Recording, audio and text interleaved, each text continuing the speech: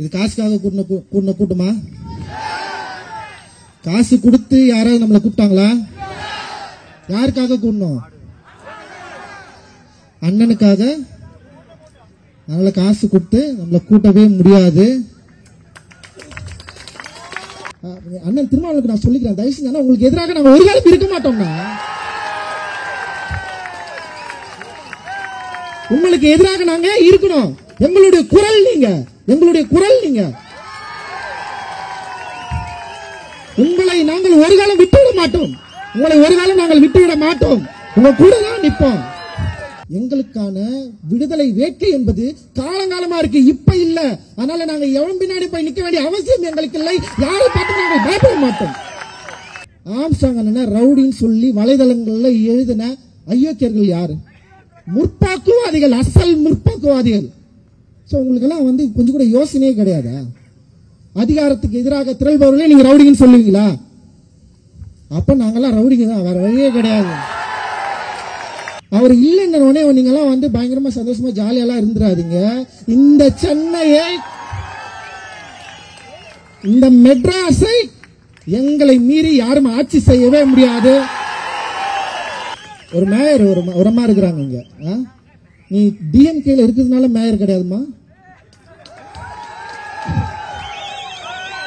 Reservation reservation அப்படின்ற ஒரு வார்த்தையினால் நீங்கள் மேயராக்கப்பட்டிருக்கிறீர்கள். கயல்விழி செல்வராஜ் நீங்க ஏன் ஆதி திராவிட நலத்துறை அமைச்சரா மாறினீங்கன்றத நீங்க புரிஞ்சுக்கோங்க. ஓகேவா? ரிசர்வேஷன். ஜெய் பீம்.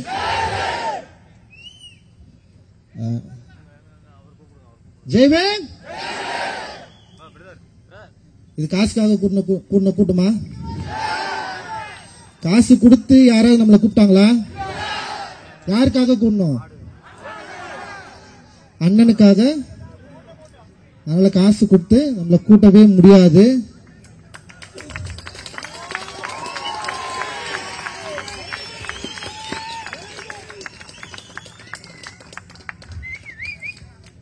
ஆக்சுவலி ஒரு 6 நாள்ல இது பிளான் பண்ணோம்.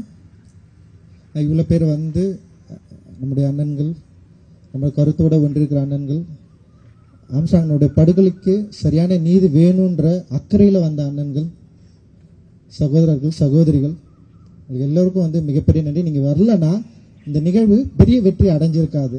ஏன்னா ஆக்சுவலி எனக்கு பிரச்சனையே இல்லை. நான் நிறைய நிகழ்வுகளை பண்ணியிருக்கோம். அதில் கூட்டம் வரும் வரலன்றதை பற்றி நான் எனக்கு யோசிச்சதே கிடையாது. ஒரு 10 பேர் இப்போ எப்படியும் நீலம் பண்பாட்டு மையம் எந்த நிகழ்வு வச்சாலுமே அதை ஃபாலோவர்ஸ் சில பேர் இருப்பாங்க. அவங்க என்னன்னா நிறைய பேர் தலித் அப்படின்ற ஒரு வட்டத்துக்குள்ள மட்டும் இல்லாம சமூக நோக்கோடு யாரெல்லாம் நம்மளோடு சேர்ந்து இணைந்து வேலை செய்ய விருப்பம் இருக்கிறார்களோ, அம்பேத்கர் அரசியலை யாரெல்லாம் ஏற்றுக்கொண்டிருக்கிறார்களோ, சாதி கடந்து நிறைய பேர் தொடர்ந்து நம்முடைய நீலம் பண்பாட்டு நிகழ்வுல நிறைய பேர் பங்கேற்று இருக்காங்க. அண்ட் நிறைய கல்வியாளர்கள் அதில் இருக்காங்க. ஸோ ஆனால் இந்த மாதிரி ஒரு நிகழ்வு நடத்துறப்போ, அண்ணனுடைய கொலைக்கு நீதி வேண்டும் அப்படின்ற ஒரு போராட்டம் நிகழறப்போ சமூக வலைதளங்கள்ல இது குறித்து பல கேள்விகள் கேட்கப்பட்டது, பல விஷயங்கள் விவாதிக்கப்பட்டது. குறிப்பா எல்லாரும் சொன்னது என்னன்னா கலவரம் வரும். பல முற்போக்குவாதிகள் ரொம்ப அக்கறையோட எழுதினாங்க. என்ன அக்கறை எழுதினா, திமுக அரசின் மீது குற்றங்கள் நிகழ்த்துவதற்கு, அதாவது குற்றம் சாட்டுவதற்கு இந்த நிகழ்வு காரணமாக அமைந்துவிடக் கூடாது. இந்த நிகழ்வில் கலவரத்தை உண்டு பண்ணுவதற்கு வாய்ப்பு இருக்கிறது. ஆனால் கலவரம் வரும், கலவரம் வரும், கலவரம் வரும். இந்த நிகழ்வில் கலவரம் வரும், ஆனால் எச்சரிக்கையா இருங்கள். இது ஏன் எழுதணும்னு எனக்கு தெரியல. இந்த கலவரம் வரும் அப்படின்ற எச்சரிக்கை உணர்வு இந்த நிகழ்வுல யாரும் போய் கலந்துக்க கூடாது அப்படின்ற ஒரு எண்ணத்தில் எழுதப்பட்டதா அப்படின்ற ஒரு கேள்வி நமக்கு ரொம்ப ஈஸியாவே வந்தது ஆக்சுவலி. ஸோ அப்படி இருக்கிறப்பதான் நம்ம இந்த நிகழ்வை நடத்துறப்போ நிச்சயமா ஒரு பெரிய ஒரு அணிதிரள் நிகழணும். அப்படி வந்தாதான் இங்க இருக்கிற ஆட்சி, இங்க இருக்கிற ஆட்சியாளர்கள், இங்க இருக்கிற நிர்வாகிகள், இங்க இருக்கிற காவல்துறை எல்லாருமே இந்த மக்களுக்கான தேவையை, அண்ணன் ஆம்ஸ்ட்ராங்குடைய படுகொலைக்கு சரியான நீதியை பெற்றும் தருவரை இந்த மக்கள் ஓய மாட்டார்கள் அப்படின்ற பயம் அவங்களுக்கு வரணும் அப்படின்றதுதான் நம்மளுடைய முக்கியமான கோரிக்கை. பயம் இல்லையா அவங்க நம்மளை விமர்சிக்கவே மாட்டாங்க. ஃபர்ஸ்ட் பயம் இருக்கிறதுனால தான் தொடர்ந்து நம்மள வந்து ஏதாவது டீகோட் பண்ணிட்டே இருக்கிறாங்க. முதல்ல தலித்துகளுடைய வாய்ஸை வந்து இவங்க யாருமே வந்து என்ன பண்ணா அதோட தனித்துவத்தை இவர்கள் வந்து உணர்ந்து கொள்வதே இல்லை. தலித்தோட வெற்றியா இருக்கட்டும், தலித்தோட வாய்ஸா இருக்கட்டும், தலித் வந்து ஒரு இடத்துல வந்துட்டானே, தலித் வந்து அவனுடைய திறமையினால முன்னாடி வந்தான்னு சொல்ல மாட்டான். ஒன்னு கோட்டாவில் வந்தான்னு சொல்றான், 8 மணி அவனுக்கு கோட்டா அதனால தான் உள்ள வந்துட்டான் அப்படின்னு சொல்றானு. அப்படி இல்லைன்னு வச்சுக்க, அவனுக்கு பின்னாடி யாரோ ஒருத்தர் இருக்கிறான், அவனுக்கு பின்னாடி யாரோ ஒருத்தர் நிதி கொடுக்குறான், அவனுக்கு பின்னாடி ஒருத்தர் இருக்கிறான், வேற ஒரு சித்தாந்தம் வந்து அவங்கள வந்து செயல்படுத்துது, நடைமுறைப்படுத்துது. எவ்வளவு அயோக்கியத்தனமான பொய்யை என்னுடைய உண்மைக்கு முன்பாக உன்னால உருவாக்க வேண்டி இருக்குதுன்னு நீ வந்து உறிஞ்சுக்கணும், நீ வந்து புரிஞ்சுக்கணும். உன்னால வந்து என்னோட உண்மைக்கு எதிராக ஒரு உண்மையை உன்னால கொண்டு வரவே முடியல. நான் உண்மையை பேசுறேன், என்னுடைய மக்களுடைய பிரச்சனையை பத்தி பேசுறேன், எங்களுக்கான வேண்டுதலை பற்றி பேசுறேன், எங்களுக்கான விடுதலை பற்றி நாங்க பேசுறோம். அதனால எங்களுடைய விடுதலை என்ன, எங்களுக்கு என்ன தேவை இருக்கிறது, இந்த சமூகத்தில் எங்களுக்கான பாதிப்பு என்ன இருக்கு, நீதி கட்சி காலத்தில் இருந்து இப்ப வரைக்கும் எங்களுக்கு இழைக்கப்பட்ட அநீதிகள் என்ன, எங்களுடைய பங்கு அதாவது பிரதிநிதித்துவத்தை நீங்க இன்னைக்கு வரைக்கும் தராம இருக்கிறத பத்தி நான் கேள்வி கேட்கிறேன். என்னுடைய பிரதிநிதித்துவத்தை தரலன்னு சொல்லிட்டு கேள்வி கேட்டு நீ என்ன சொல்றேன்னா, உனக்கு பின்னாடி ஒருத்தர் இருக்கிறான், நீ ஒரு பி டீம், நீ ஒரு ஆளு, அவன் சொல்லிதான் நீ எழுதுற. ஏய், நாங்க அம்பேத்கருடைய பிள்ளைகள். நான் தான் திருப்பி திருப்பி சொல்றேன்,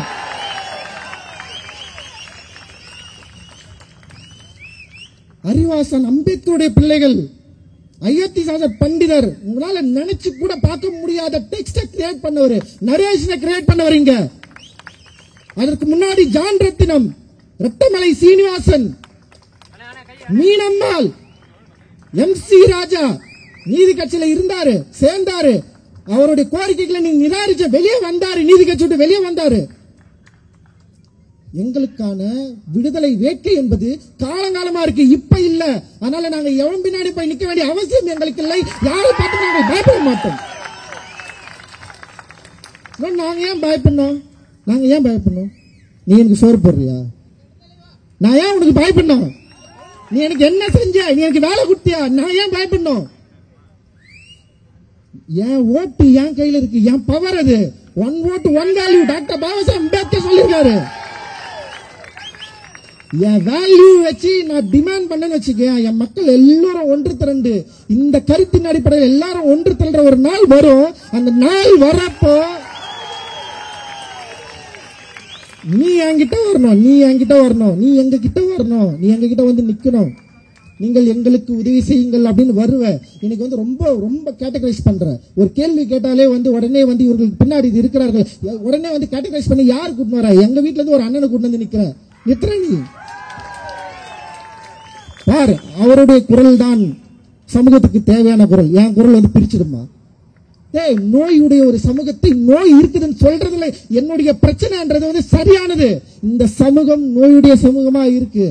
அந்த சமூகத்தை, நோயுடைய சமூகத்தை சரி செய்யணும்னா முதல்ல சரியான மருத்துவர்கள் தேவை. அந்த நோயை கண்டறிய வேண்டிய தேவை நமக்கு இருக்கு. சோ நோய் இருக்குன்னு நம்ம சொன்னோம்னு வச்சுக்க, உடனே வந்து இவன் தான் நோயை பரப்புறான், சமூகத்தில் பிரிவினையை உண்டாக்குறான். சமூகம் சரியாவதற்காக வேலை செஞ்சிருக்கின்றோம் பல நூற்றாண்டுகளாக. இப்ப கிடையாது. ஐயன் திருவள்ளுவன் காலத்துல இருந்து பிறப்புக்கும் எல்லா உயிருக்கும் சும்மா கிடையாது. ஆண்டாண்டு காலமாக ஃபைட் பண்ணிட்டே இருக்கிறோம். ஆனா நீ என்ன பண்ற? அண்ணன் ஆம்ஸ்ட்ராங் செத்தவனே அவர் ரவுடின்னு சொல்லி எழுதுற. யார் எழுதுனது? யாரு? ஆம்ஸ்ட்ராங் அண்ணன் ரவுடின்னு சொல்லி வலைதளங்கள்ல எழுதின அயோக்கியர்கள் யாரு? முற்போக்குவாதிகள், அசல் முற்போக்குவாதிகள். ஃபர்ஸ்ட் என்ன பண்ணா? பிஜேபி எழுதுனா அவரு வந்து தப்பானவரு அப்படின்னு சொல்லுவோம். உடனே இன்னொரு டீம் இறங்கிச்சு, டிஎம்கே ஐடி விங்க ஃபுல்லா இறங்கி அண்ணனை வந்து தப்பு தப்பா எழுதுது. உங்களுக்கு எல்லாம் வந்து கொஞ்சம் கூட யோசனையே கிடையாதா? அதிகாரத்துக்கு எதிராக திரள்பவர்களே நீங்க ரவுடிங்கன்னு சொல்லுவீங்களா? அப்ப நாங்கெல்லாம் ரவுடிங்க தான், வேற வழியே கிடையாது.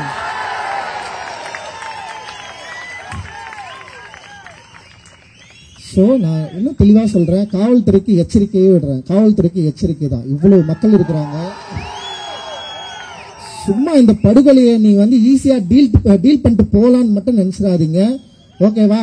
அண்ணல் அம்பேத்கர் கற்றுக் கொடுத்த சட்ட வழிமுறையின்படி நடக்கிறவர்கள் நாங்கள். 10 லட்சம் தலித்களை ஒன்று திரட்டி வன்முறைக்கு நோக்கி நகர்த்தல அண்ணல் அம்பேத்கர். 10 லட்சம் தலித்களை திரட்டி வன்முறை நோக்கி நகர்த்தவில்லை, பௌத்தம் என்கிற அறவழியை நோக்கி நகர்த்தியவர் தான் எங்கள் ஐயா பாபா சாஹேப் அம்பேத்கர். அந்த அம்பேத்கர் வழி, ஐயாவுடைய வழியில, அண்ணலுடைய வழியில நாங்க போராடிட்டு இருக்கோம். எங்களுக்கு வந்து சரியான சட்ட வழிமுறைகள் எங்க கிட்ட இருக்கு. நாங்க போராடுவோம். உங்களை எந்த காலத்திலயும் வந்து ஃப்ரீயா விட்டுற மாட்டோம். அண்ணனுடைய படுகொலைக்கு பின்னால் இருக்கிற ஐயோக்கியர்கள் நீங்க கண்டுபிடிக்காத வரைக்கும் நாங்க உங்களை விட சும்மா விட மாட்டோம். உண்மையிலே சொல்றேன். சோ அதனால வந்து நீங்க வந்து எங்களை த்ரெட்டன் பண்ணாதீங்க. ஃபர்ஸ்ட் உடனே வந்து த்ரெட்டன் பண்ணிட்டே இருக்குது. நீங்க இப்படி பண்ணக்கூடாது, அப்படி பண்ணக்கூடாது. அண்ணன் டெத் வந்து படுத்துட்டு இருக்கிறாரு, அண்ணன் வந்து மாச்சூர்ல இருக்கிறாரு. எவ்வளவு மோசமா அணுகுனீங்க எங்களை. ஆனாலும் கூட அண்ணன் வழி வந்தவர்கள் எந்த வன்முறைக்கும் மக்களை வந்து கூட்டு போகாம பயங்கரமா வந்து மக்களே வந்து வன்முறை நாடாம இன்னைக்கு இவ்வளவு மக்கள் கூடி இருக்கிறோம். ஆனா யாருமே வன்முறை பக்கம் திரும்பாம இங்க பாருங்க எவ்வளவு அமைதியா கோரிக்கைகள் மூலமா தேவைகள் மூலமா எவ்வளவு வந்து அறவழியில நாங்க வந்து பேசிட்டு இருக்கிறோம். சும்மா எங்களை வந்து திருப்பி வந்து ரொம்ப மோசமா வந்து நீங்க கேட்டகரைஸ் பண்றது வந்து ரொம்ப ரொம்ப தப்பு. தயவு செஞ்சு அதை நிறுத்திக்கோங்க. இது எச்சரிக்கை தான். சோ காவல்துறையை நாங்க நம்புறோம். காவல்துறையுடைய விசாரணை எப்படி போயிட்டு இருக்குன்னு நாங்க வெயிட் பண்றோம். காவல்துறை விசாரணையின் மேல எங்களுக்கு நம்பிக்கை இல்லாத பட்சத்தில் எங்களுடைய டிமாண்டுகள் மாறும். அந்த டிமாண்ட் டெஃபினட்டா நாங்க என்ன முன்வைக்கிறோமோ அதை நீங்கள் செய்து தர வேண்டிய கட்டாயத்தை நாங்கள் உருவாக்குவோம். பயங்கர பவர்ஃபுல்லான லீடர் அண்ணன், மெட்ராஸே கட்டி ஆண்டாரு. உண்மையிலே பல மறைமுக சூழ்ச்சிகள் இருக்கு. அண்ணல் ஆம்ஸ்ட்ராங் அண்ணனுடைய பவரை புரிஞ்சுக்க, அதாவது அந்த பவரை வந்து அவங்க வந்து காலி பண்றதுக்கு பெரிய சூழ்ச்சி தான் நிகழ்ந்திருக்கு. இதுல ஆம்ஸ்ட்ராங் அண்ணனை மீறி மெட்ராஸ்ல ஒரு விஷயம் நடந்துராது. இப்ப வந்து சொன்னாங்கல்ல பயங்கரமான அண்ணெல்லாம் சும்மா வரலைங்க அப்படி இருக்கிறாங்க. செம பவர்ஃபுல்லான பர்சன். யாரையும் வன்முறை நோக்கி எல்லாம் நகரத்துல நான் எல்லாம் வந்து அவர்கிட்ட போய் தொடர்ந்து வந்து நான் ரொம்ப கோவத்துல கூட போவேன். போறப்ப நான் வந்து சார் உங்க வேலை என்ன போய் டைரக்ட் பண்ணுங்க, வேற எதுவும் பண்ணாதீங்க, இதுதான் சொல்லி அனுப்பிச்சுட்டே இருப்பாரு வன்முறை நோக்கி நகரத்துல. சோ அந்த பவர்ஃபுல்லான லீடர் பல பேரை உருவாக்கிட்டு போயிருக்காரு. இங்க அவர் இல்லைன்னு நீங்க எல்லாம் வந்து பயங்கரமா சந்தோஷமா ஜாலியெல்லாம் இருந்துடாதீங்க. இந்த சென்னையை இந்த மெட்ராஸை எங்களை மீறி யாரும் ஆட்சி செய்யவே முடியாது.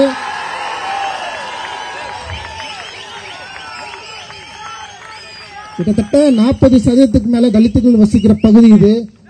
நாங்கள் அரசியலற்று இருக்கலாம். அரசியல் உடையவர்களாக மாறும் பொழுது, விழிப்புணர்வு அடையும் போது நாங்கள் சொல்வதை நீங்கள் கேட்டே ஆக வேண்டிய நிலைமை உங்களுக்கு வரும். இது ஒரு எச்சரிக்கை.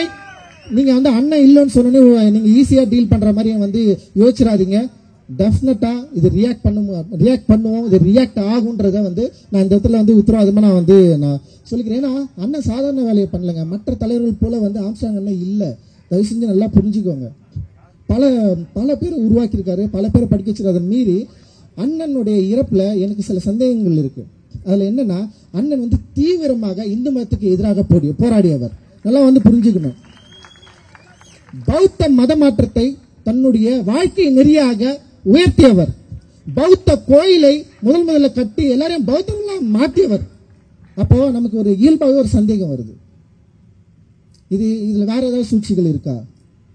பல சூழ்ச்சிகள் இருக்கிறதா நம்ம வந்து பார்த்துட்டு இருக்கோம். ஆனா மறைமுகமா இந்த அரசியலை இவர் தேர்ந்தெடுத்து செய்யறது மூலமா, ஏன்னா அவரு சமீப காலங்களில் தன்னுடைய குழந்தை பிறந்ததுக்கு அப்புறம் தீவிர பௌத்தரா மாறினதுக்கு அப்புறம் வந்து நிறைய பேர் கூட சுத்துறதே அவர் அவாய்ட் பண்ணிருக்காரு. முழுக்க வந்து தன்னை பௌத்தரா வந்து அப்ளை பண்ணதுக்கு அப்புறம் வந்து அவர் வந்து நிறைய ஆட்களை கூட வைத்துக் கொள்வது கூட வந்து நிறைய யோசிச்சிருக்காரு. சோ அந்த பௌத்த அறநெறி அவர் வந்து தனியா மாத்திருக்கு. அந்த பௌத்த அறநெறி அவருக்கு பெரிய பவரை கொடுத்திருக்கு. அவர் அதை நம்பி இருக்காரு. ஆனா அந்த நம்பிக்கை அவருடைய படுகொலை வரைக்கும் கொண்டு போய் நிறுத்திருக்கு. ஆனா இந்த சூழ்ச்சியை நம்ம சரியா புரிஞ்சுக்க வேண்டிய தேவை இருக்கு. இந்த கோணத்திலையும் வழக்கை காவல்துறை விசாரிக்க வேண்டும் என்பது எங்களுடைய கோரிக்கை. நீங்கள் இந்த கோணத்திலும் ஆம்ஸ்ட்ராங்குடைய படுகொலையை நீங்கள் விசாரிக்க வேண்டிய தேவை இருக்கு. சோ இந்த கூட்டம் இதோட வந்து அப்படியே கலைஞ்சு போயிடும் மட்டும் நீங்க வந்து நினைச்சிடாதீங்க. நாங்க திரும்பவும் சொல்றோம், நீங்க எங்களை என்னன்னாலும் பயமுறுத்தலாம். சோ உங்கள் கட்சியில் நாங்கள் வந்து கட்சிக்காரர்களாக சேர்ந்து எம்எல்ஏவாக ஜெயிச்ச அடிமைகள் கிடையாது. நாங்கள் ஒரு மேயர் ஒரு அம்மா இருக்கிறாங்க இங்க. நீ டிஎம்கேல இருக்கிறதுனால மேயர் கிடையாதுமா.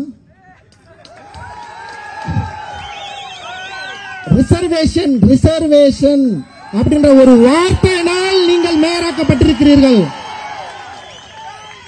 கயல்விழி செல்வராஜ் கயல்விழி செல்வராஜ் நீங்க வந்து ஏன் ஆதி திராவிட நலத்துறை அமைச்சரா மாறினீங்கன்றத நீங்க புரிஞ்சுக்கோங்க. ஓகேவா? Reservation, okay, doctor Baba Saheb Ambedkar வாங்கி கொடுத்த ரிசர்வேஷன் என்கிற சட்டத்தின் அடிப்படையில் நீங்க எல்லாம் மாறி இருக்கிறீங்க. எத்தனை எம்எல்ஏக்கள் இருக்கிறீங்க, எத்தனை எம்பிக்கள் இருக்கிறீங்க. ஏன் ஆம்ஸ்ட்ராங் அண்ணா சாவு உங்களால வந்து பார்க்கணும், அப்படி என்ன பயம் உங்களுக்கு? நீங்க எல்லாம் ஒண்ணு தெரியல முடியாதா? நான் கேட்கிறேன். நான் எப்ப இந்த பயத்துல இருந்து விடுபட போறீங்க? உங்களுடைய கட்சி உங்களை கட்டுப்படுத்துதா? நீங்க தலித்துகளுக்கு ஆதரவா பேசக்கூடாதா? தலித்துகளுக்கு ஆதரவா போராடக்கூடாதா? அப்புறம் எதுக்கு நீங்க ரிசர்வேஷன்ல நின்று ஜெயிக்கணும்? புரியல எனக்கு. புரட்சியாளர் அம்பேத்கர் சொல்றாரு, இந்த தனித்தகுதி மூலமாக இங்க இருக்கிற அரசியல்வாதிகள் அரசியல் ஒரு அடிமைகளை தான் உருவாக்க போகிறது அப்படின்னு சொன்னாரு. சோ எத்தனை காலம் இன்னும் அடிமைகளா இருக்க போறீங்க? தலித் எம்எல்ஏக்களும் எம்பிக்களும் எப்ப நீங்க மக்களுக்காக வந்து பேச போறீங்க? எந்த பிரச்சனையில நீங்க மக்களுக்கு எதிராக ஆதரவா வந்து நின்னுங்க? நீங்க வேங்கவயல் பிரச்சனைக்கு நீங்க வந்தீங்களா? இல்ல எத்தனை ஆணவ படுகொலைக்கு நடக்குது? எவ்வளவு பிரச்சனைகள் தொடர்ந்து நடந்துட்டே இருக்குது. தலித் மக்கள் எவ்வளவு இந்த 3 ஆண்டுகள் மட்டும் இல்லாம கடந்த எத்தனை ஆண்டுகளாக ஏடிஎம்கே இருக்கிறப்ப இதே பிரச்சனை, டிஎம்கே இருக்கிறப்ப இதே பிரச்சனை. சோ நம்முடைய பிரச்சனைன்னு சொல்லிட்டு சொல்லிட்டே இருக்கிறோம். ஆனா இந்த பிரச்சனைகளை இந்த மக்களுடைய பலன்படி, ரிசர்வேஷன் பலன்படி வெற்றி பெற்ற எம்பி எம்எல்ஏக்கள் உங்களுக்கு ஒரு நாளாவது, ஒரு செகண்டாவது நீங்கள் எந்த விதியின் அடிப்படையில், எந்த தத்துவத்தின் அடிப்படையில், எந்த வாய்ப்பின் அடிப்படையில் நீங்க எம்எல்ஏ ஆகினீங்க, எம்பி ஆயிருக்கீங்கன்னு சொல்லிட்டு யோசிச்சிருந்தீங்களா? இந்த மக்களுக்காக நீங்க பேசிருப்பீங்களா? பேசிருக்க மாட்டீங்களா? ஏன் பேசல? நீங்க எப்ப பேச போறீங்க? எப்ப பேச போறீங்க? அப்ப பேசலன்னா தயவு செஞ்சு நீங்க இந்த எம்எல்ஏ எம்பி பதவிகளை ரிசைன் பண்ணிட்டு போயிடுங்க நான் சொல்றேன். இது ரொம்ப நியாயமான கோரிக்கை, ரொம்ப ஆதங்கமான கோரிக்கை. நான் ஏன் வந்து இங்க பேசிட்டு இருக்கணும்?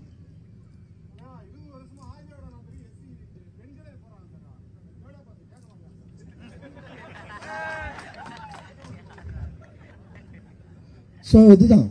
அப்போ இவ்வளவு பிரச்சனைகள் இருக்கு. அப்போ அதிகாரம் உங்ககிட்ட இருக்கு. இந்த அதிகாரம் ரிசர்வேஷன் கோட்டானால உங்களுக்கு வந்திருக்கு. அந்த ரிசர்வேஷன் கோட்டாவை பயன்படுத்திக் கொண்டு நீங்கள் உங்கள் சுகமாக வாழ்க்கையை வாழ்ந்து கொண்டிருக்கிறீர்கள். ஆனால் நம்ம மக்கள் பாதிக்கப்படுகிறப்போ, நம்முடைய தலைவர் வெற்றி கொள்ளறப்போ உங்களால வந்து பார்க்க கூட முடியல, அதுக்காக பேச முடியல, ஒரு சின்ன அறிக்கை கூட கொடுக்க முடியலன்னா நீங்கள் அடிமைகளா? அடிமைகள் இல்லையா? சோ நாங்க அடிமைகள் கிடையாது. ஓகே, நான் உங்களுக்கு பயப்பட வேண்டியது கிடையாது, எங்களுக்கு பயம் கிடையாது. நாங்கள் டாக்டர் பாபா சாஹேப் அம்பேத்கர் பிள்ளைகள். நாங்கள் பயம் இல்லாமல் பேசுவோம், பயம் இல்லாமல் வாதாடுவோம், பயம் இல்லாமல் சேருவோம், பயம் இல்லாமல் இருப்போம். எங்களுக்கு ஒரு காலம் நாங்கள் வன்முறை நோக்கி நாங்கள் நகர மாட்டோம். ஆனால் சட்டத்தின் வழிபடி, ஓட்டின் வழிபடி எங்களுடைய வலிமையை உங்களுக்கு உணர்த்துவோம் அப்படின்றதுதான் எங்களுடைய எச்சரிக்கை. ஸோ அதுதான். அதனால வந்து திடீர்னு வந்து நம்ம ஏதாவது ஒன்று பேசினாலே வந்து உடனே ஒரு கதை ஒன்று கட்டி இப்படி ஒன்று பண்ணோம் அப்படி ஒன்று பண்ணோன்னு சொல்லிட்டு நம்ம அண்ணன்களே நமக்கு எதிராக நிறுத்துறது இதெல்லாம் ரொம்ப கடுமை, ரொம்ப ரொம்ப கவலையா இருக்கு. அப்படியெல்லாம் கிடையாது. அண்ணன் திருமாவளவுக்கு நான் சொல்லிக்கிறேன், தயவு செஞ்சு உங்களுக்கு எதிராக நாங்கள் ஒரு காலம் இருக்க மாட்டோம்னா, உங்களுக்கு எதிராக நாங்க இருக்கணும். எங்களுடைய குரல் நீங்க, எங்களுடைய குரல் நீங்க. உங்களை நாங்கள் ஒரு காலம் விட்டுவிட மாட்டோம், உங்களை ஒரு காலம் நாங்கள் விட்டுவிட மாட்டோம், உங்க கூட தான் நிற்போம். ஒவ்வொரு அண்ணனுக்கும் சொல்றேன். ஆம்ஸ்ட்ராங் அண்ணன், ஆம்ஸ்ட்ராங் அண்ணன் பகுஜன் சமாஜ் கட்சி,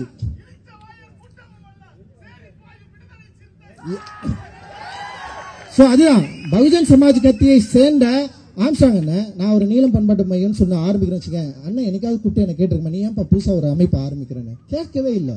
நிறைய பேர் போயிட்டு அண்ணன் கிட்ட போயிட்டு என்ன கம்ப்ளைண்ட் பண்ணிருக்காங்க. அவர் என்ன சொன்னா தெரியுமா? எதுவுமே சொல்ல, தம்பி இருக்கட்டும், தம்பி பண்ணிட்டோம். அப்படிதான் எல்லா இயக்கங்களும்.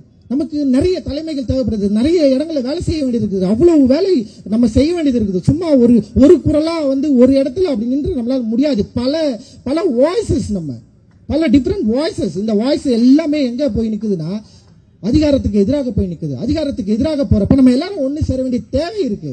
அதனால ஒரு காலத்திலும் வந்து அண்ணன் கவலைப்படுற மாதிரி வந்து நாங்க அப்படி விட்டுற மாட்டோம். உண்மையிலேயே சொல்றேன், நம்ம எல்லாரும் ஒன்று சேர்ந்து நிற்போம். நமக்குள்ள கட்சிகள் வேறுபட்டு இருக்கலாம், நமக்குள்ள வந்து கொள்கை வேறுபட்டு இருக்கலாம், ஆனால் நம்முடைய மக்கள் பிரச்சனையா இருக்கிறப்ப, பாதிக்கப்பட்டப்ப நம்ம எல்லாரும் ஒன்று சேர வேண்டிய தேவை இருக்கு. சோ இங்க இருக்கிற அரசியல் நம்மள வந்து பிரித்தாளும் சூழ்ச்சியில் நிகழ்ந்துட்டு இருக்கு. ஆல்ரெடி வந்து இங்க பட்டியலின சமூகத்தில் இருக்கிற 3 டாமினேட் காஸ்ட வந்து தனித்தனியா பிரிச்சுட்டாங்க. யாரு பிரிச்சது? ஏன் முன்னாடி வந்து 80களில் 90களில் வந்து ஒன்னா ஆரம்பிச்ச கட்சிகள்ல எல்லாருமே இருந்தாங்க, இன்னைக்கு ஏன் இல்ல? ஏன் வந்து இந்த அமைப்புகள்ல வந்து ஒற்றுமை இல்ல? யாரு பிரிச்சது? யாரு? எல்லாமே வந்து துண்டு துண்டா மாத்திட்டாங்க, பிரிச்சுட்டாங்க. நீ அவனுக்கு எதிராக நிலை, நீ அவனுக்கு எதிராக நிலை. உன்னுடைய உரிமைகளை அவன் பறிச்சுக்கிறான், உன்னுடைய உரிமைகளை அவன் பிரிச்சுக்கிறான். 25-30% இருக்கிற மக்களை துண்டு துண்டா பிரிச்சு, தனித்தனியா பிரிச்சு, தனித்தனி கொள்கைகளை அவங்க கிட்ட கொடுத்து நம்முடைய ஒற்றுமையை சதைச்சிட்டான்.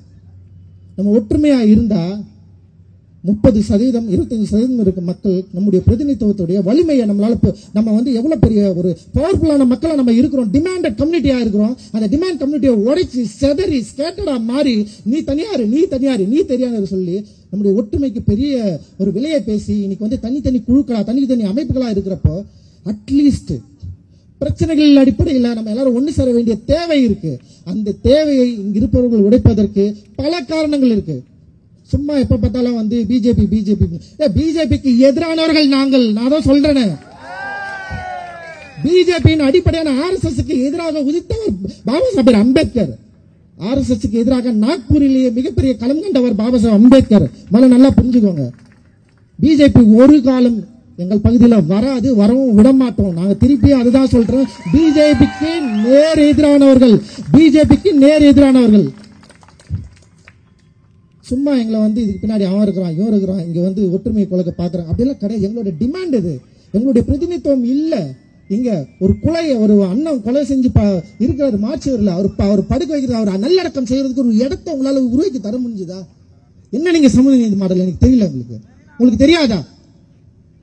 ஆம்ஸ்ட்ராங் அண்ணன் என்ன வேலை செஞ்சாரு, யார் வருன்னு சொல்லிட்டு இவ்வளவு மக்கள் வந்து திரண்டு இருக்கிறாங்க, இவ்வளவு மக்கள் அமைதியாக போராடுற போலீஸ்கார் சொல்றாரு எங்களுக்கு தெரியாது ஆம்ஸ்ட்ராங் அண்ணன் டெத்ல இவ்வளவு மக்கள் வருவாங்க, தெரியாம நீ ஏன் இருக்கிற? எனக்கு தெரியல. எனக்கு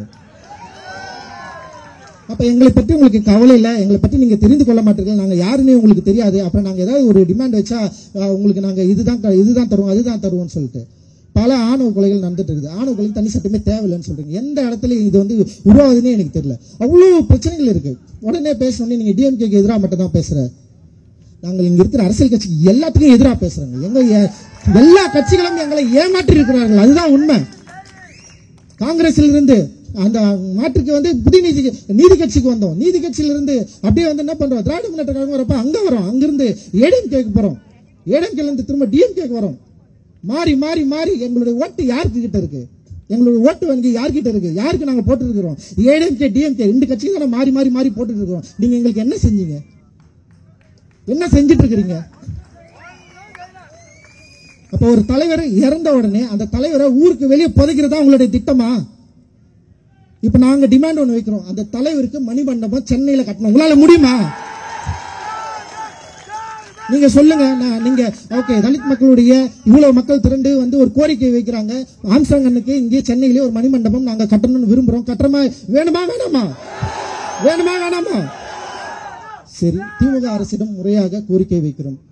சமூக நீதியின் மேல் பற்றுள்ள திமுக அரசு அண்ணன் ஆம்ஸ்ட்ராங் அவர்களுடைய மறைவை ஒட்டி அதற்கு பிறகு நடந்த சில விஷயங்களை நாங்கள் மறப்பதற்கும் தயாராக இருக்கிறோம். நீங்கள் முடிந்தால் இதை நீங்கள் வந்து எங்களுக்கு வந்து ஒரு சப்போர்ட்டிவா மாத்துறதா இருந்தா அண்ணனுக்கு மணிமண்டபம் சென்னையில் நீங்கள் கட்ட தயாராக இருக்க வேண்டும், எங்களுடைய வேண்டுகோள் இது.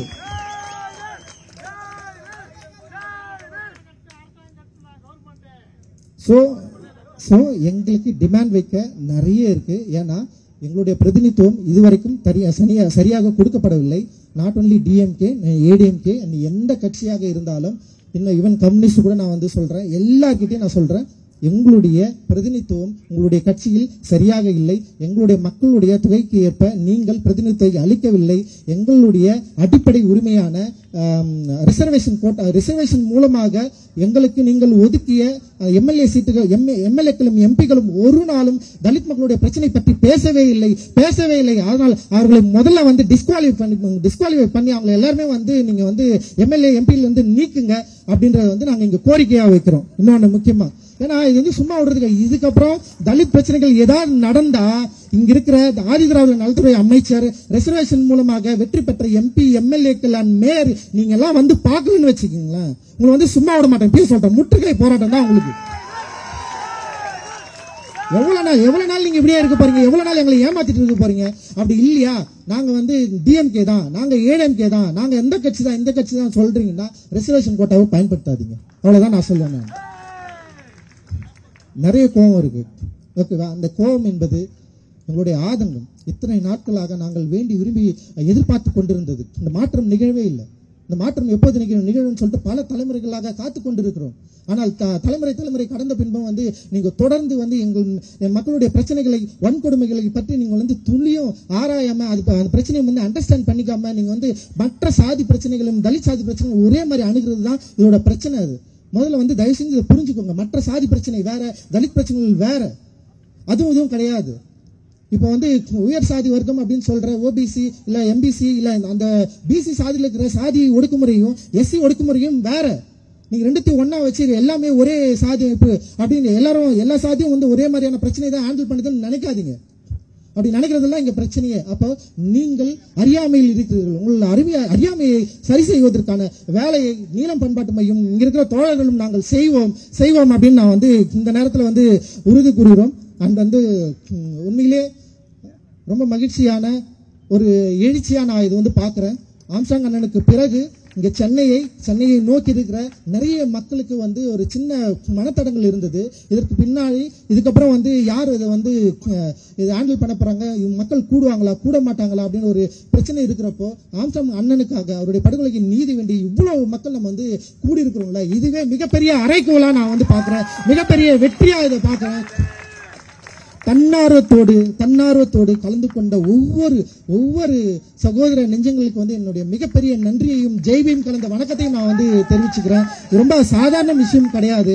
இது ஒரு எழுச்சி. இந்த எழுச்சியை சரியாக புரிந்து கொள்ளுங்கள். நீங்க உடனே இது ஒரு கேட்டகரிஸ் வச்சு ஒரு ஜாதி ஒரு மனநிலையில் நீங்க பாப்பீங்கன்னா உங்களுடைய மிக மோசமான பிற்போக்குத்தனமுடையவர்கள் வேற யாரும் இருக்க மாட்டார்கள். ஸோ எங்களுடைய டிமாண்ட் நீலம் பண்பாட்டு மையம் இதுல நாங்க வச்சிருக்கிறோம். இந்த டிமாண்டை நாங்க உங்களுக்கு எல்லாருக்குமே நாங்க கொடுத்துருக்கிறோம். நீங்க எல்லாருமே இதை வாங்கிக்கலாம். இது வலைதளங்கள்ல நாங்க ரிலீஸ் பண்றோம். அண்ட் இந்த நிகழ்ச்சிக்கு ஒத்துழைப்பு தந்த அனைத்து நல் உள்ளங்களுக்கு எங்களுடைய மிகப்பெரிய நன்றியை காணிக்கையாக்குறோம். அதோடு தயவு செஞ்சு இங்க நம்ம எப்படியே பிரிஞ்சு போயிட வேணாம்.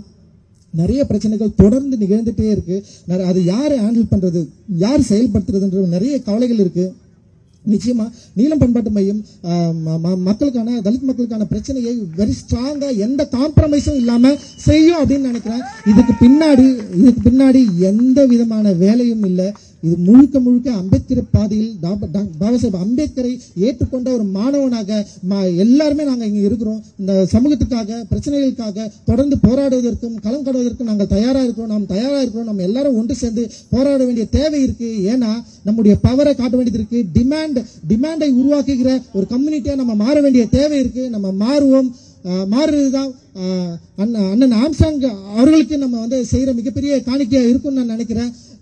நிச்சயமா காவல்துறையும் திமுக அரசும் இங்க இருக்கிற நிர்வாகமும் இந்த வாய்ஸை கரெக்டா எடுத்துப்பாங்க அப்படின்னு நினைக்கிறேன். இதை ஒரு விமர்சனமா சரியா புரிஞ்சுப்பாங்கன்னு நான் நினைக்கிறேன். இதை எதிர்மறையில் வைக்க வேண்டிய விருப்பம் எங்களுக்கு கிடையாது.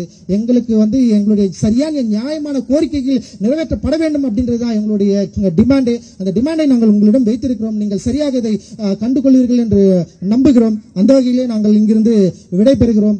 ஜெய்பீம் மகேஷ். ஜெய்பீம்.